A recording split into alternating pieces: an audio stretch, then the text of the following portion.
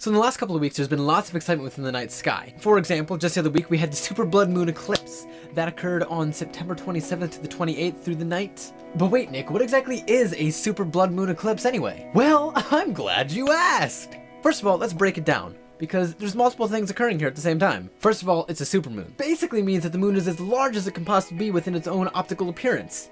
Or in other words, it's really freaking big! Now, it's also a blood moon, also known as the harvest moon, which is basically when a full moon occurs nearest to the September equinox. So now we have a moon that is closest to there as it possibly can in physical space, as well as a moon that is closest to the September equinox in temporal space. But wait, there's more!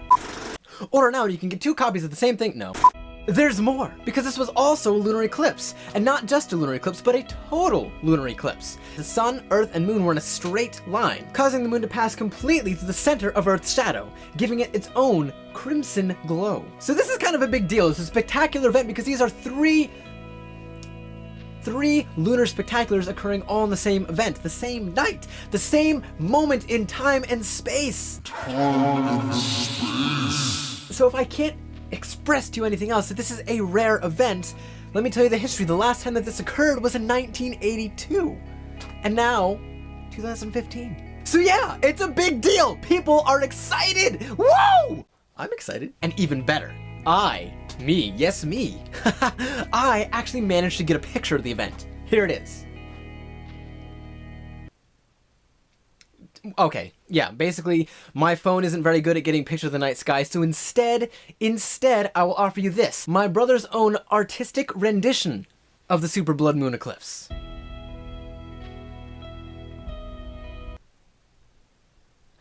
If you haven't guessed it by now, yeah, basically, I saw nothing because it was freaking cloudy! For days! Freaking stupid hurricane coming up the coast, messing with the night sky. But don't worry, I'm not bitter. I mean, it'll happen again in only a couple years too, you know, like 2033? Yeah, 2033. It's okay, Nick, it's only 18 years away.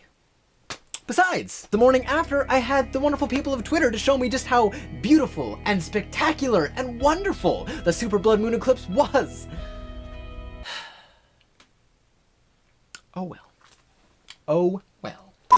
But like I said, there's even more excitement that's been occurring within the night sky. For example, in the news this week, NASA has confirmed the evidence of flowing water on Mars. Or at least there's evidence that there used to be flowing water on Mars.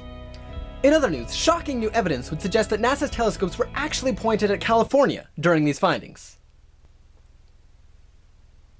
Too soon? Anyway, all joking aside, this is big news, because what NASA has discovered, based on some marks on the surface, is that there actually is flowing water intermittently throughout the year, or at least throughout Mars's year, and this could suggest that this is the most mind-blowing evidence that there could possibly be life on Mars. No, regardless of how small or insignificant, there could be life. Where there's water, there is life. So yeah, this is a big deal within the scientific community and a historic landmark for the progress of space exploration. And it's exciting. And that's basically it regarding the exciting news within the night sky. So yeah, missed the Super Blood Moon Eclipse, and NASA found water on Mars, flowing water. Me personally though, I kind of like what my friend Connor said regarding the whole situation. To quote, NASA announcing they found liquid water on Mars the day after the blood moon seems like a symbolic way of suggesting the red planet may be closer to us than we think. Convenient marketing for the Martian movie, too. Connor, so clever. But that does lead me to my next point. If you haven't read The Martian by Andy Weir, you should do that. And if you don't feel like reading, you should at least go see the movie, which is out in theaters currently, by the way. I believe it was out in theaters last Friday? And for those who may actually be interested in reading the book, I'll give you a small excerpt from the beginning. I'm pretty much That's my considered opinion. Well, this has been another exciting episode of A Lunar Landing in Mind, and so I'll leave you with this. If you were in his situation, what would be your first words the moment that you realize that you've been left, thought to be dead, alone on Mars after an abandoned mission? Feel free to leave your thoughts and comments below. Until next time, this has been A Lunar Landing in Mind. Thanks for watching. Out.